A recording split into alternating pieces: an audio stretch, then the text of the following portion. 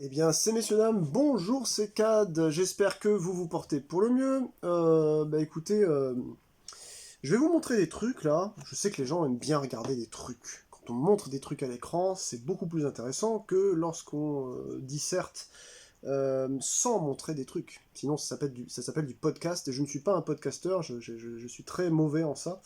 Je suis juste un piètre youtubeur, mais j'ai la possibilité quand même de vous montrer des trucs à l'écran, donc j'espère que vous allez bien. Cette vidéo, si vous avez cliqué dessus, c'est que ça s'adresse plutôt au panel, je dirais à la population de ma chaîne qui regarde mes contenus ludiques, ils font pas légion, hein, puisque j'ai beaucoup de trucs à dire en musique, sachant qu'en plus de ça, ça ne nécessite pas forcément que j'achète des choses. Par contre, l'actualité en général des jeux de société, c'est la mort, parce qu'en fait, non seulement déjà, il y a 36 milliards 500 millions 85 000 youtubeurs qui font les mêmes blabla sur les mêmes jeux, des mêmes sorties de la semaine, des mêmes tops, etc. On revoit toujours les mêmes choses. Mais en plus, c'est que les jeux, globalement, ça coûte quand même, faut se le dire, bien plus cher qu'un CD de musique sur lequel on peut passer des heures et disserter pour 10 balles. Là, le moindre jeu, le moindre paquet de cartes, ça coûte un bras. Et il faut pouvoir aussi y jouer. Et aujourd'hui, en fait, je vais vous montrer un panel de jeux que j'ai récupéré pour une broutille. Voilà. Bon, je n'ai pas la chance de pouvoir me payer une place au Hellfest, mais au moins j'avais un billet qui était réservé pour ça. Il y a une association de jeux de société dans laquelle j'étais qui a fermé. Je bois une petite gorgée. Tourtel Twist, hein, faut pas déconner, on va pas boire de l'alcool non plus. Euh, Et du coup, cette association ayant fermé, vu que les fonds provenaient de la mairie, en fait, d'un village, euh, Kesako, en fait, de toute la ludothèque, qu'est-ce qu'on en faisait, au final? Donc il y a eu un conseil d'administration, moi je me suis pointé, il y a eu un vote à quasi l'unanimité, sauf moi, pour mettre fin à l'association, puisqu'il n'y avait pas assez de fréquentation, que ça nécessitait de sortir des sous pour le lieu dans lequel on était. Qui était un lieu dépendant de la mairie, mais du coup il y avait une assurance à prendre, etc., etc. Et en fait depuis plusieurs années, donc depuis avant moi que j'ai rejoint l'association il y a 2 ans, 3 ans, cette association existait depuis 5 ou 6 ans, et donc tous les ans il y avait, je sais pas, je dirais 500 balles, peut-être 1000 balles allouées. C'était génial, hein, le fric qui avait été foutu pour ça, pour créer en fait une ludothèque. Donc cet argent-là, c'était de l'argent qu'on pouvait pas rendre à la mairie comme ça, parce que c'était en termes de jeux qu'ils étaient, donc c'était soit ensuite éventuellement des dons à d'autres associations, c'est ce qui s'est passé, et aussi éventuellement, enfin même pas éventuellement, ça a été une solution, une revente pour les gens qui voulaient, notamment nous-mêmes, hein, qu'on était peu nombreux déjà dans l'association, mettre la main sur certains jeux, on pouvait les récupérer à peu près un quart du prix, quoi. Donc, même pas, je crois peut-être 10% du prix, je sais plus. Le calcul était fait, on a vérifié le matos qu'il y avait dedans, le boulot a été bien réalisé par rapport au président qui est très très consciencieux. Et ensuite, l'argent récolté en fait par ces ventes sont allés pour deux assos, je crois. Il y en a une, c'était pour aider les femmes qui étaient en rémission de cancer du sein, je crois, une association en fait dans mon coin. Et l'autre, je sais plus, je crois que c'était pour le Téléthon. Donc les dons en fait de ce que moi et d'autres, c'était même pas des dons en fait, nous on a voulu acquérir juste des jeux, c'était pas juste tenez je vous donne comme ça, mais au moins l'association, d'un commun accord, on a tous signé pour, cet argent-là n'allait pas être investi dans autre chose en fait qu'une œuvre. Donc voilà, moi j'ai pas fait preuve de générosité forcément, j'ai juste voulu récupérer des jeux que je voulais depuis longtemps dans ma ludothèque, mais je suis content en fait que cet argent aille à des gens en fait qui ont souffert, voilà. Du coup, pour 50 balles, euh, un peu plus, je sais plus, 50 70, je sais plus exactement. En tout cas, pour l'équivalent de deux boîtes de ce que je vais vous montrer, j'ai récupéré 2, 3, 4, 5, 6, 10 trucs en réalité. Vous me direz si vous pensez que le ratio. Donc bon, c'est de l'occasion, mais de très bonne facture, parce que très sincèrement, moi j'y allais régulièrement à cet assaut. Il y a des jeux de là-dedans qui sont jamais sortis, ou peut-être sortis qu'une seule fois. Et il va falloir que je fasse une pause, je pense, parce que j'ai plus de place. Et il y en a d'autres en fait qui sont, voilà, qui ont été tellement bien protégés ou bien, les gens se sont bien occupés, donc c'est quasiment comme du neuf, quoi. Je vais essayer de faire ça rapidement pour pas que ça coupe, mais j'ai moins de 10%. Donc sur le portable, vraiment, il va pas falloir que ça dépasse 10 minutes. J'arrive pas à faire de la place. Donc on a déjà... Oula, il y a une grosse couche de poussière là. Cette boîte est un peu abîmée, certes, et je crois qu'il manque le 8ème joueur, mais sinon, globalement, c'est un jeu de 2 à 8 joueurs, donc moi je pourrais jouer que de 2 à 7. Oh là là, vu que je suis un soloiste, je vous assure, ça va être difficile. Hein. Il s'agit de Robo Rally, que je voulais depuis des années, donc sur une assez ancienne édition, je sais pas si c'est la plus vieille, je ne pense pas. C'est chez Play Factory. Donc pour ceux qui ne savent pas, comme c'est marqué en bas, c'est le premier jeu de Richard Garfield, qui a réussi, grâce ou à cause de ce jeu, à produire son exécrable TCG Magic l'Assemblée. Donc voilà, chez Wizard, ils lui ont dit, nous on aime bien ton idée, mais elle a l'air très risquée, fais-nous déjà un bon jeu qu'on va pouvoir vendre, et ensuite on verra. Et c'est donc grâce à ça, hein, si je me rappelle bien de la légende, qu'il a ensuite pu avoir le droit de produire son Magic. Donc ça, c'était le premier. Ensuite, on a un truc que je voulais récupérer de chez Rune Edition. Coucou Rémi, si tu vois un jour cette vidéo, avec une très belle DA, mais je ne sais pas quand j'arriverai à la... Excusez-moi, comme il y a des bulles là-dedans, je ne sais pas si j'arriverai à y jouer en tout cas. En tout cas, je connaissais celui qui tenait ce label. C'est un jeu de 2 à 4, de 60 minutes. C'est un jeu de Aleda. Ouais, et je crois que c'est celui qui a fait les artworks en fait, et le layout, c'est Philippe Tapimoquette. Il s'agit de Blackwood.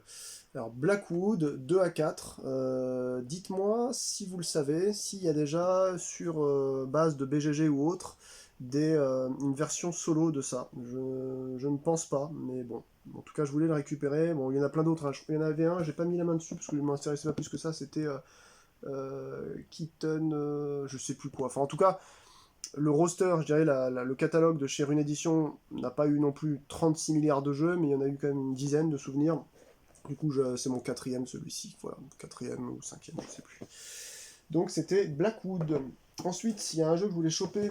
Il y en a même encore un autre que je voudrais choper, mais on ne l'avait pas à l'assaut, qui est Through the Edges, parce que c'est un de mes auteurs préférés, à savoir le tchèque Vlada Vatil. Il s'agit de Galaxy Trucker dans son avant-dernière mouture, je crois. C'est un jeu pour 10 ans et plus de 60 minutes. Un jeu de 2 à 4. Et du coup, que vous dire, c'est chez CGE, c'est difficile à dire. Et c'est donc voilà, l'auteur, bien entendu, de cet excellent Mage Knight, le jeu de plateau, et d'autres en fait qui sont un peu plus casus me diront oui, c'est l'excellent auteur de Codename. Et ensuite, on va aller sur d'autres trucs encore un peu gros. Alors j'ai récupéré ça parce que je ne sais pas si un jour j'aurai chez moi la place pour avoir le vrai. Mais j'avais chopé sur une vente privée à 2€ une extension de ça. Il s'agit de... Oh, elle est lourde en plus. De My Little Sight, qui est grosso merdo la même chose que Sight, sans l'aspect magnifique, post-soviétique, un peu post-apo, etc. Là on est plutôt dans des animaux, donc ça tombe bien parce que j'aime la nature. C'est un jeu plutôt axé enfant, mais c'est de 1 à 6, donc ça va être a priori l'un des 2 seuls jeux que je peux jouer seul, avec bien entendu chez Stone Meyer Game, l'Automa Factory. C'est porté donc chez Matago, je sais plus s'il est encore en vente, je crois que oui. Mais vous voyez, il y a quand même pas mal de cases, des figurines, et des matos, ça fait des cartes et tout, donc il y a quand même pas mal de choses là-dedans. Et celui-là, il est bien complet. Et du coup, voilà, donc j'ai une des 2 extensions, je crois qu'il y en a 2, pas sûr, hein, mais en tout cas j'en ai une, je sais plus laquelle c'est. Bon, voilà, en tout cas, ça fait partie des 2 seules choses que je pourrais jouer seul. Ensuite, hop, excusez-moi, parce qu'il y en a encore un peu partout. Oui, j'ai pris ça, mais je ne sais pas où les ranger chez moi, c'est ça le problème. Il y a effectivement ce jeu-là, un jeu de cartes pour 2 à 4 joueurs, chez Brotherwise Games. Je l'avais vu en boutique, mais comme il n'y avait pas de mode solo, je ne l'avais pas pris, mais la déco, le type vieux jeu de vidéo, un peu m'a fait envie. Un jeu de 14+, pour 30 minutes, il s'agit de Boss Monster. Je crois qu'il y a pas mal d'extensions pour ce jeu-là. Est-ce que vous savez s'il y a éventuellement une extension qui permet de jouer en solo? Je ne sais pas, je n'ai pas lu les règles, donc je ne sais pas si ça nécessite vraiment d'être à plusieurs. Un jeu de construction de donjon, d'après ce que j'ai compris, 155 cartes en couleur, avec illustration pixelisée à souhait. Voilà. Parce que voilà, c'est devenu un type, vous voyez, un petit peu comme les vieux Castlevania et tout, C'est devenu un type de... Voilà, c'est devenu un trip, quoi, de faire des trucs un peu vintage. Bon, voilà, c'est un peu comme la mode du vinyle, j'ai envie de dire. Ça, c'est donc un autre. Alors, il y en a un suivant ensuite que j'aimais bien jouer il y a longtemps, mais j'avais jamais eu une copie à moi. Donc, bien entendu, c'est un jeu de Reiner Knizia chez Asmodée. Je crois que c'est une vieille édition, ça. En tout cas, c'est pas la plus récente. Elle est en très bon état, on dirait qu'elle est jamais sortie. Il faut que je les sleeve, donc inévitablement, ça va dépasser de la boîte. Il s'agit de... 3 petits points. Camelot, et oui, Camelot, voilà, de 2 à 5 pour 40 minutes, 10 ans et plus, c'est un jeu super simple, ça se met en place très bien, c'est parfait pour les petites soirées d'hiver entre potes, si vous avez la chance de pouvoir avoir des joueurs dans votre entourage, ça se met en place, ça se joue direct, c'est un peu comme... c'est un peu les mêmes formats de jeu que... Bah, d'ailleurs, c'était un jeu de Reiner Knizia que j'avais présenté sur cette chaîne, un des premiers jeux, de vieux jeux que j'avais présenté, c'était Colossus Arena, qui est très très bien, un jeu de Paris en fait... Donc bon, là, c'est pas la même chose, mais globalement, bon, c'est Reiner Knizia, quoi. Voilà, c'est 3 petits points, c'est-à-dire dans toutes les bonnes idées qu'il a, puis aussi toutes ses redondances. Donc Camelot, ça reste quand même quelque chose de cool. Ensuite, vous avez un jeu que je voulais choper depuis longtemps aussi, parce que j'y avais joué, mais j'arrivais plus à le trouver, parce que je crois que depuis peu, il est peut-être plus édité. C'est un jeu qui est à mi-chemin entre ouais, le jeu de cartes, et puis, de toute façon, c'est un jeu de cartes, et le jeu de conquête, et c'est de 2 à 6, 30 à 45 minutes, je pense qu'on est plus sur 1 heure même. Il s'agit de la 3e édition de Condottiere, et oui. Donc là, vous allez essayer de vous emparer en fait de parties sur l'Italie. J'avais joué il y a longtemps, ça devait être peut-être la première édition. C'est un jeu de Dominique Erhard, un jeu de bataille et d'influence en l'Italie de la Renaissance. Regardez-moi ce matos de fou, vous avez un tout petit tableau comme ça, c'est génial quoi. Oula, voilà, donc là vous avez carrément... Non, c'est bien ça, oui voilà, ça. C'est vraiment Condottiere, l'Italie quoi, avec tout... Donc vous avez des cartes, vous jouez, vous essayez de gagner du terrain, voilà, il y a des valeurs, etc. Il y a des petits cubes où vous avez posé sur la carte. C'est un mini-jeu de conquête quoi, donc c'est trop bien.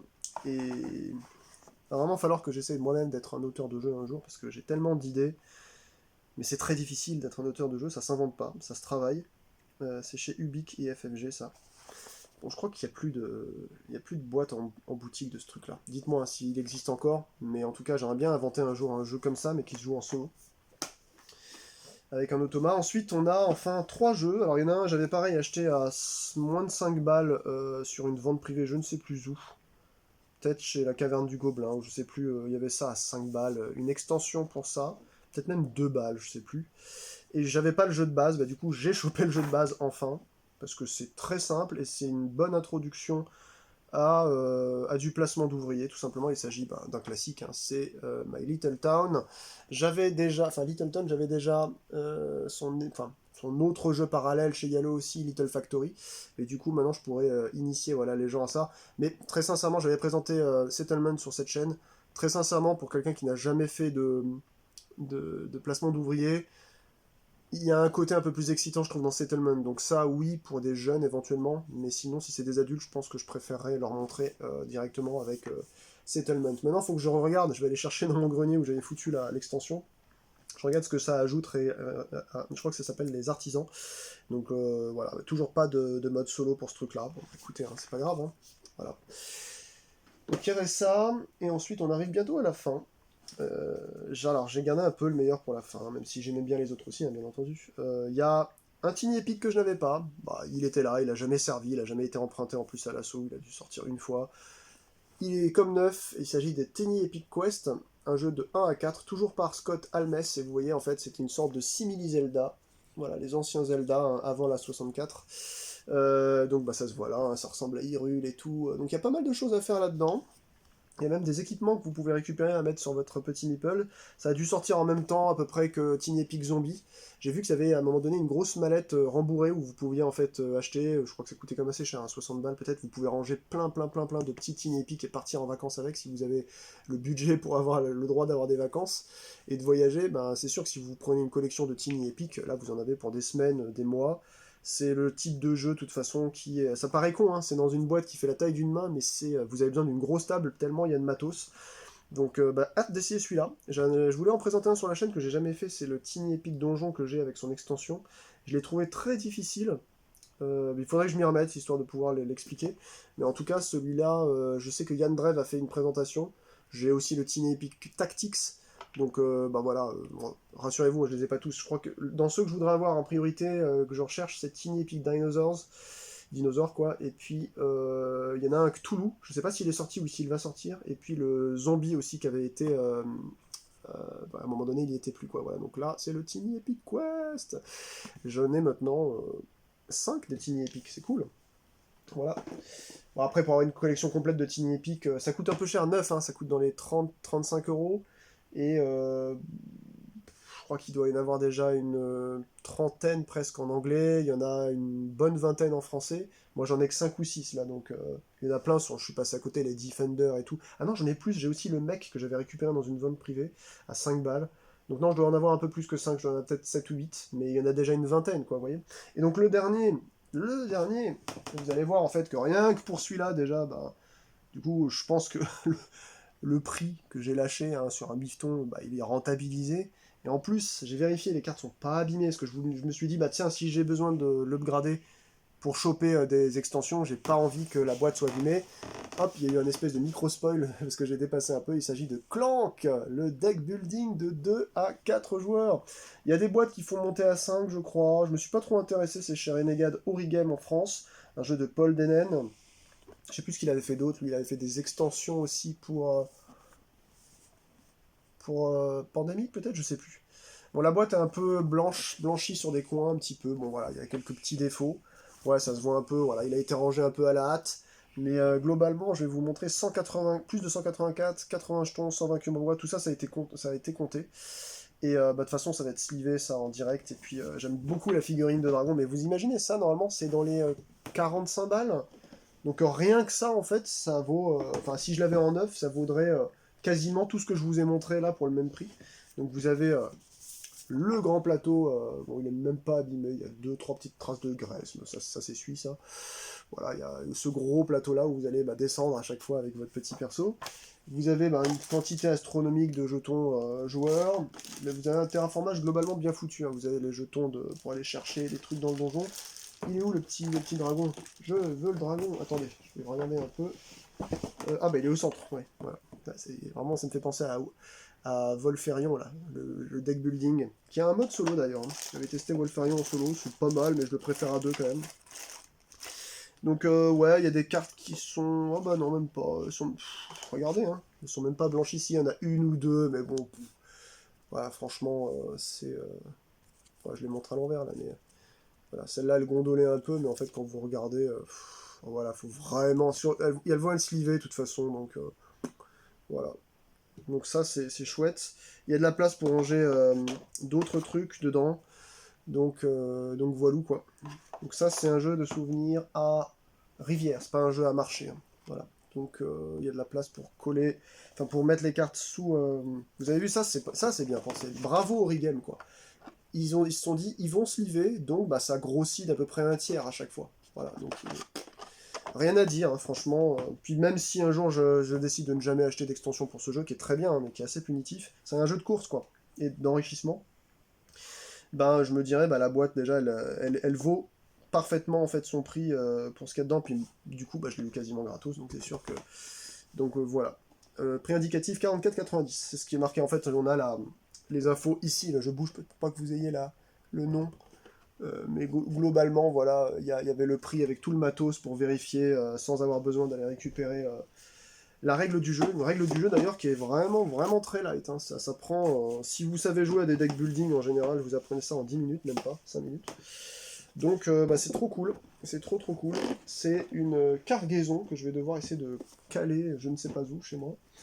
Et bah, le malheur, c'est que voilà, la plupart du temps, c'est des jeux qui se jouent bien minimum à 2 ou à 3. Mais heureusement, Tiny Epic Quest et My Little Sight proposent un mode solo. Voilà, voilou. Et bah écoutez, non, il y a même 11 jeux avec Robo Rally, quoi. Donc bah, c'était tout ce que je voulais vous dire. Je vous souhaite une très bonne fin de journée. N'hésitez pas à me dire si vous aimez certains de ces jeux, si vous en avez chez vous de ces jeux-là, s'il y a des modes solo pour certains qui ont été développés. Je me ferai un plaisir de vous lire dans les commentaires. Portez-vous bien, paix sur vous. À très très vite. Ciao, ciao.